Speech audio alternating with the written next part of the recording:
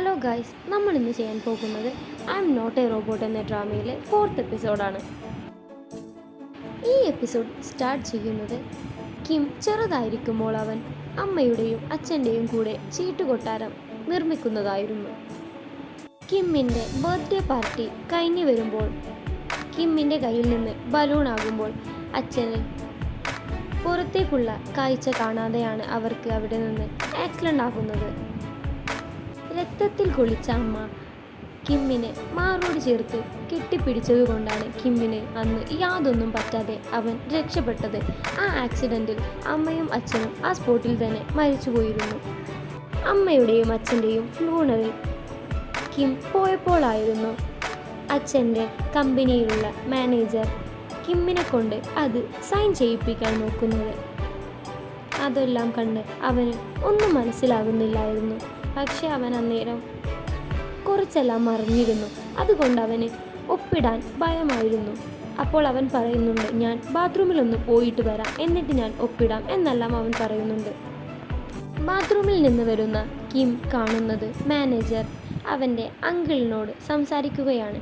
അവൻ ഒപ്പിട്ട് കഴിഞ്ഞാൽ തന്നെ ആ കമ്പനി നിങ്ങളുടേതായി മാറും എന്നെല്ലാം പറയുമ്പോൾ അവൻ അവിടെ നിന്ന് പേടിക്കുന്നുണ്ട്. കാരണം അവനെ പുറത്താക്കി അങ്കിളിന് ആ കമ്പനി വാങ്ങാനായിരുന്നു ഉദ്ദേശമെല്ലാം അവൻ അറിയുന്നുണ്ട്. കിം പുറത്തിരിക്കുമ്പോഴാണ് അങ്കിളിൻ്റെ മകനായ യൂച്ചോൾ കിമ്മിൻ്റെ അടുത്തേക്ക് വന്നിട്ട് കിമ്മിനോട് പറയുന്നത്, നിനക്ക് വിഷമമൊന്നുമില്ലേ? അപ്പോൾ കിം ഒന്നും മിണ്ടാതെ തന്നെ നിൽക്കുകയാണ്. എന്നിട്ട് യൂച്ചോൾ കിമ്മിനോട് അതിൽ സൈൻ ചെയ്യാൻ പറയുന്നുണ്ട്. അത് കേട്ടപ്പോഴും കിമ്മിന് വളരെയധികം വിഷമമാകുന്നുണ്ട്. അങ്ങനെ യൂച്ചോൾ പറഞ്ഞ പ്രകാരം കിം അതിൽ സൈൻ ചെയ്യുകയാണ്. എന്നിട്ട് യൂച്ചോളിന് അത് നൽകുന്നുമുണ്ട്. അത് വാങ്ങുമ്പോൾ യൂച്ചോൾ കിമ്മിൻ്റെ കയ്യിൽ പിടിക്കുന്നുണ്ട്. അപ്പോൾ കിം ആ കൈയിലേക്ക് നോക്കുമ്പോൾ ഒരു രാക്ഷസൻ്റെ കൈ പോലെയാണ് കിമ്മിന് തോന്നുന്നത്. അതുകൊണ്ട് കിം ഒരുപാട് പേടിച്ചിരുന്നു. അന്നു മുതലാണ് കിമ്മിന് ആളുകൾ ദേഹത്ത് തൊട്ടാലും അറിയാതെ അവനൊന്ന് അവരെ തൊട്ടുപോയാലുമെല്ലാം ഇവന് അലർജിയായി മാറുന്നത്. ഇതെല്ലാം കണ്ട് കിം ഒരുപാട് പേടിച്ചിരുന്നു. യൂച്ചോൾ ആ പേപ്പേഴ്സ് എല്ലാം അവൻ്റെ അച്ഛൻ്റെ കയ്യിൽ കൊടുക്കുമ്പോൾ അച്ഛൻ അത് തുറന്നു നോക്കുന്നുണ്ട്, അവൻ സൈൻ ചെയ്തു എന്ന്. പക്ഷേ അതിൽ കിം സൈൻ ചെയ്തിട്ടില്ലായിരുന്നു. അതിൽ കിം അച്ഛനെ ഒരുപാട് തെറിയായിരുന്നു എഴുതിയത്. ഇതെല്ലാം കണ്ട അവൻ്റെ അങ്കിളിന് ഒരുപാട് ദേഷ്യമാകുന്നുണ്ട്. അന്നത്തതിന് ശേഷം കിം അവൻ്റെ വീട്ടിലും എപ്പോഴും ഒറ്റക്ക് തന്നെയായിരുന്നു. അവനെ കാണാനും അവനെ ഒന്ന് ആശ്വസിപ്പിക്കാനും ആരും തന്നെ അവിടേക്കൊന്നും വരില്ലായിരുന്നു. അവൻ തന്നെ ഒറ്റക്ക് ആയിരുന്നു ജീവിതം.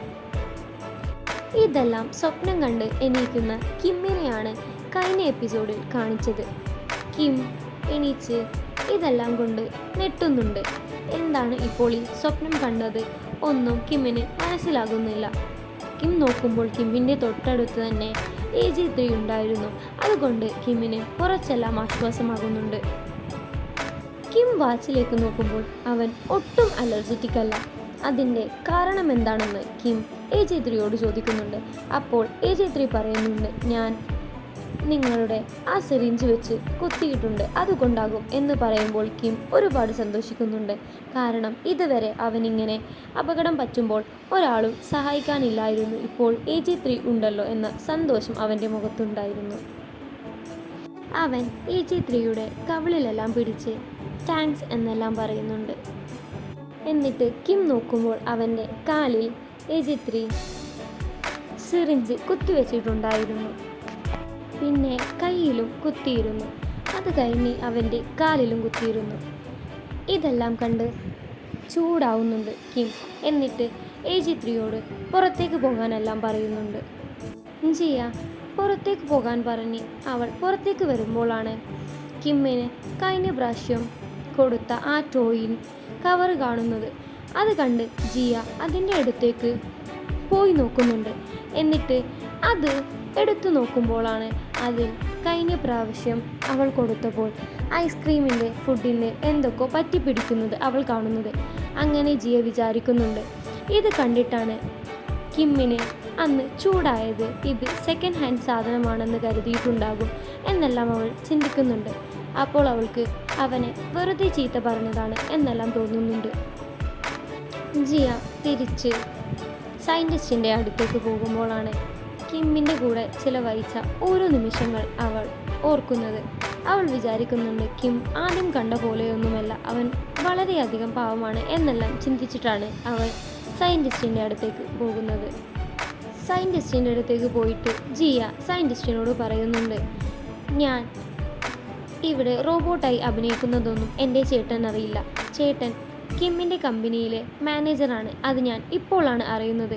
എന്നെ അങ്ങനെ കണ്ടാൽ പ്രശ്നമാകും എന്നെല്ലാം സയൻറ്റിസ്റ്റിനോട് പറയുന്നുണ്ട്. അപ്പോൾ സയൻറ്റിസ്റ്റ് പറയുന്നുണ്ട്, ഇനി അവർ വരുന്നത് നമുക്ക് CCTVയിൽ വെച്ച് കാണാം, എന്നിട്ട് എല്ലാം ശ്രദ്ധിക്കാം എന്നെല്ലാം പറയുമ്പോൾ ജിയ അങ്ങനെയാണെങ്കിൽ പ്രശ്നമില്ല എന്നെല്ലാം സയൻറ്റിസ്റ്റിനോട് പറയുന്നുണ്ട്. കിം ആണെങ്കിൽ അവനെ ചികിത്സിക്കുന്ന ഡോക്ടറെ വിളിച്ച് ഡോക്ടറോട് പറയുന്നുണ്ട്, എന്നെ നേരത്തെ ഇങ്ങനെ എൻ്റെ ഗേൾഫ്രണ്ടായ ഒരാൾ തൊട്ടപ്പോൾ എനിക്ക് മേലാകെ അലർജി വന്ന് എനിക്ക് അനങ്ങാൻ പോലും പറ്റാതെ ആയിരുന്നു. എന്നെ എൻ്റെ റോബോട്ടാണ് രക്ഷിച്ചത് എന്നെല്ലാം പറയുന്നുണ്ട്. അത് കേൾക്കുന്ന ഡോക്ടർ, അത് നല്ലൊരു കാര്യമാണ്. ഞാൻ 2-3 ദിവസത്തിന് ഇവിടെ ഉണ്ടാകില്ല. എന്നെ വിളിച്ചാലും കിട്ടില്ല. നീ റോബോട്ടിൻ്റെ അടുത്ത് തന്നെ ഇരിക്കണം എന്നെല്ലാം പറയുന്നുണ്ട്. ജിയുടെ ചേട്ടൻ ആ റോബോട്ട് ജിയാണെന്നുള്ള കാര്യം മനസ്സിലായി. അത് പറഞ്ഞു കൊടുക്കുന്നത് യൂച്ചോളാണ്. പക്ഷേ യൂച്ചോളിനറിയില്ലായിരുന്നു ആ റോബോട്ടിൻ്റെ മുഖമുള്ള ജിയ ഇയാളെ സഹോദരിയാണ് ഒന്നും യൂച്ചോളിന് അറിയില്ലായിരുന്നു. യൂച്ചോൾ പറയുന്നുണ്ട് ജിയയുടെ ചേട്ടനോട്, ഈ റോബോട്ടിനെ പറ്റി എന്തെങ്കിലും വിവരം കിട്ടിയാൽ അത് എത്രയും പെട്ടെന്ന് എന്നെ അറിയിക്കണം. പക്ഷേ ഞങ്ങളിത് അന്വേഷിക്കുന്നത് കിം അറിയാൻ പാടില്ല എന്നുള്ള വാണിംഗ് എല്ലാം കൊടുത്തിട്ടുണ്ട്. യൂച്ചോൾ പറഞ്ഞയച്ച ആളുകൾ സയൻറ്റിസ്റ്റിനെ തപ്പി ഇറങ്ങുന്നുണ്ട്. അവർ എവിടെയാണോ പോകുന്നത് അതെല്ലാം അന്വേഷിക്കുന്നുണ്ട്. അവരുടെ ഇപ്പോഴത്തെ സ്ഥലം ഏതാണെന്ന് അവർക്കാർക്കും അറിയില്ലായിരുന്നു. അതുകൊണ്ട് അവർ അത് അന്വേഷിച്ച് നടക്കുകയാണ്. അതിനിടയിലാണ് ജൂനിയർ സയൻറ്റിസ്റ്റ് അതിലൂടെ പോകുന്നത് അവർ കാണുന്നത്. അങ്ങനെ അവരെ ഫോളോ ചെയ്ത് പോകുന്നുണ്ട്. പക്ഷെ അപ്പോഴത്തേക്കും അവരെ കാണാതെ അവിടെ നിന്ന് പോയിരുന്നു.